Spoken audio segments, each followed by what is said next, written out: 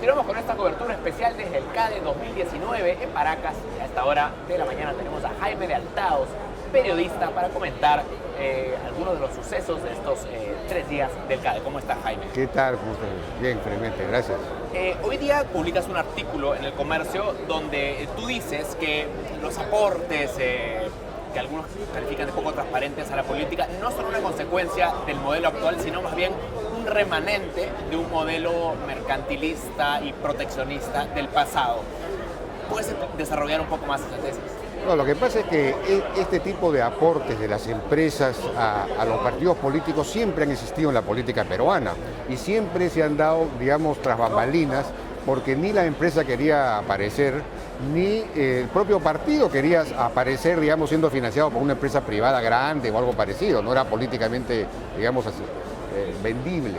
Entonces, esto es una cosa que siempre ha existido y en la época en que tenías un sistema protegido, proteccionista, intervencionista, donde digamos, una empresa conseguía mercados o conseguía más ingresos gracias a las protecciones que el Estado te daba o a ventajas específicas que el Estado te daba, es decir, gracias a ventajas mercantilistas o rentistas.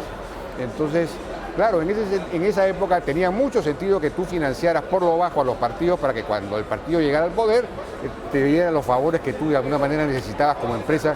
Digamos, el éxito de tu empresa no dependía de tu eficiencia competitiva en el mercado, es decir, no dependía digamos, del favor de los consumidores, sino del favor del gobierno. Esa es un poco la cosa. Bueno, pero con esa tesis, digamos, es que nosotros sostenemos el modelo actual de mercado.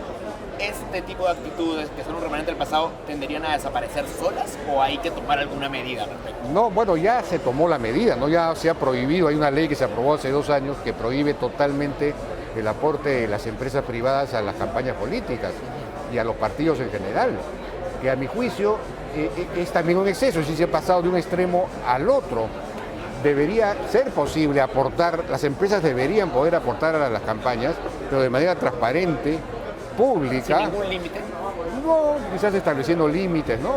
Porque 3.6 millones de dólares es una cantidad de dinero bastante considerable. ¿Tú crees que es un monto dentro de lo normal? ¿No te parece por lo menos excesivo? Bueno, no sé cuánto habrá costado la campaña, debería que verlo en relación al monto total de la campaña, ¿no? Pero, digamos, lo que sí me parece es que efectivamente había una razón para aportar por lo menos a esa campaña, es decir, la amenaza chavista era seria, era cierta, ¿no? Cualquiera que haya leído La Gran Transformación, que era la propuesta de Ollanta Humala, sabe que lo que se proponía ahí era la nacionalización, digamos, de los sectores estratégicos y todo lo demás. Había una amenaza cierta. Que el tiempo nos ha demostrado que era un poco infundada, ¿no? Porque no fue tal cosa. ¿No? Claro, no, que al final se cambió por la hoja de ruta, por presión de Mario Vargas Llosa y compañía, porque Mario Vargas Llosa no quería que ganara Keiko Fujimori. Entonces, al final, felizmente, Ollanta Humala, sobre todo impulsado por Nadine Heredia, cambió de orientación. Pero, digamos, durante un tiempo la amenaza fue cierta y entonces incluso la CONFIEP había iniciado este famoso programa esta campaña por la economía de mercado, desde el año 2009, 2010, precisamente por temor a la posibilidad de que ganara una alternativa de esa ideología, ¿no? Era una manera de asentar los principios de la economía de mercado para que el votante a la hora de elegir pues pudiera elegir bien. Entonces, o sea que la amenaza existía, entonces tenía razón, digamos, había una cierta justificación para que Dionisio Romero o el Grupo Romero aportara a esa campaña.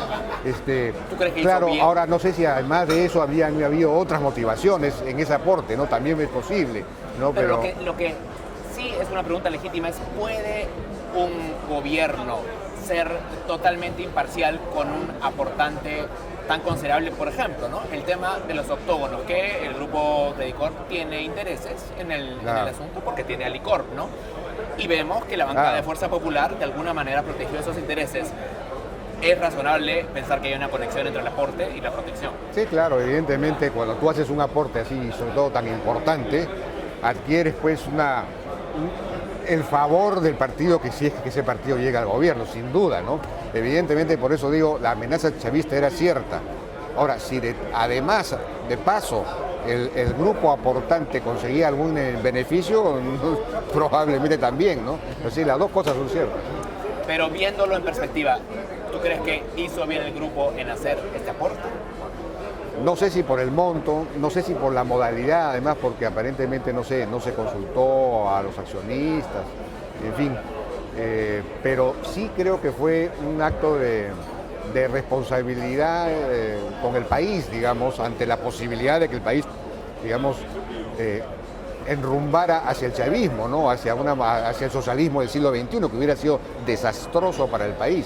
Si esa amenaza era cierta, tiene justificación un aporte. No sé si por ese monto tan grande, no sé si por la modalidad, pero digamos, había alguna razón, ¿no? Entonces, ¿discrepas tú con el mensaje que ha dado Marisabel León, la presidenta de la CONFIEP, el día de ayer?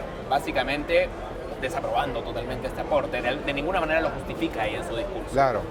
Sí, pues a mí me parece que ahí ella ha ido un poco más allá, incluso de lo que de alguna manera la presión mediática le demandaba, ¿no? Porque antes del CADE había una cierta presión mediática en el sentido de que el empresariado tenía que pedir disculpas y todo.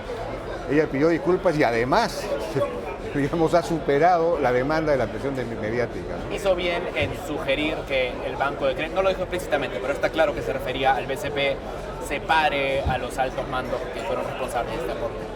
¿Hizo bien en hacerlo? Yo creo que no, porque, en fin, ahí la posición de ella ha sido una posición ha sido un gesto político, digamos, prácticamente, ¿no? Una manera, es cierto que estamos en un momento en el que, digamos, las legitimidades en realidad en general son muy importantes en una democracia, ¿no?